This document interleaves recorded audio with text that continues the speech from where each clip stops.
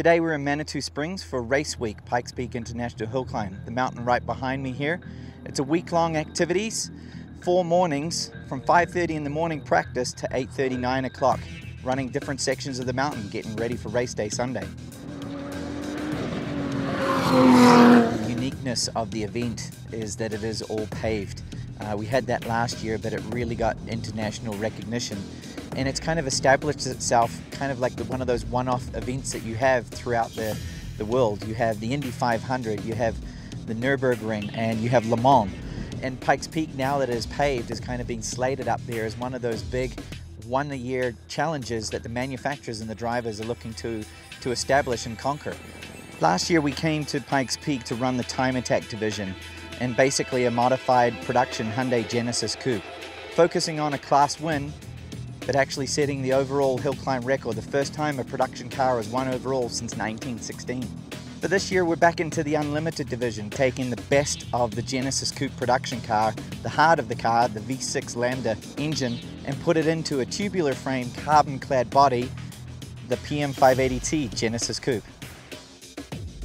For this year for the team we have 2 goals. I'm running Paul Dollenbach, a great competitor and friend, in last year's Time Attack division car in the Genesis Coupe, aiming to break another record there. For me, I'm jumping into the Unlimited division. Focus there is to defend the overall title. We built a car that's meeting and beating our expectations all week long, setting times each section around 6 seconds faster than the fastest car Unlimited last year. So our overall time, we may be dipping into the 8s.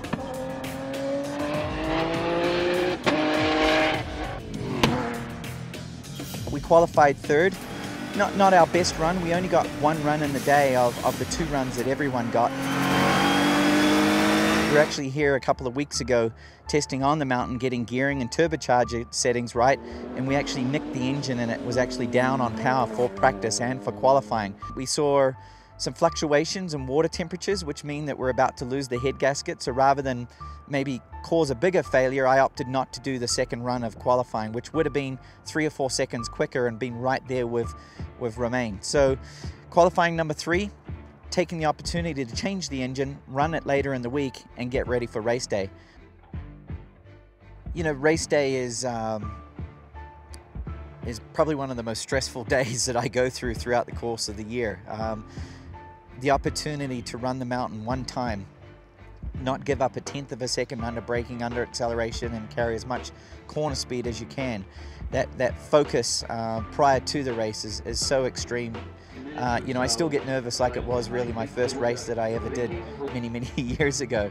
But you're constantly monitoring the course, the weather conditions, and what's happening in this environment up at that altitude on Pikes Peak. In a minute, you know, you can have a thunderstorm develop, and a minute later you can have rain, snow, hail, temperatures drop some 50 degrees. So it's really important to be watching what the weather conditions are doing and pay attention to the radio so you can hear what the road's doing further up the course.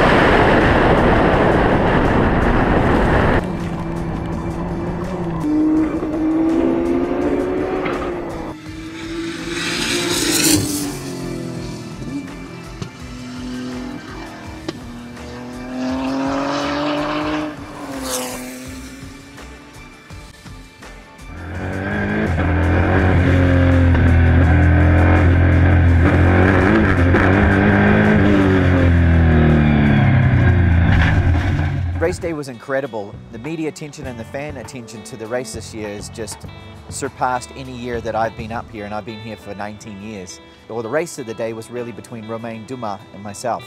I was watching the mountain, the clouds were rolling in, and kind of starting to chew my nails and freak out a little bit. But the weather held, we got underway. We left the line confident, pushing harder than we had in practice, running 6 seconds to the halfway point quicker than we had in qualifying. And I knew there was more to be gained on top. Basically, the bogey time we had set for ourselves was around a 9-minute 10-second. I know I could have dipped into the 8s, but it was really about bringing the car home. With a time of 9:02, it's a personal best and the second fastest time since 1916.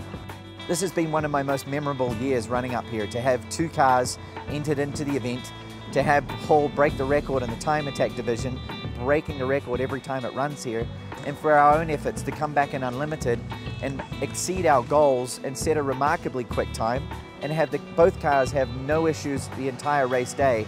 You know, that's an achievement in itself. So proud of my team as I am. Thankful for the sponsorship support that we get.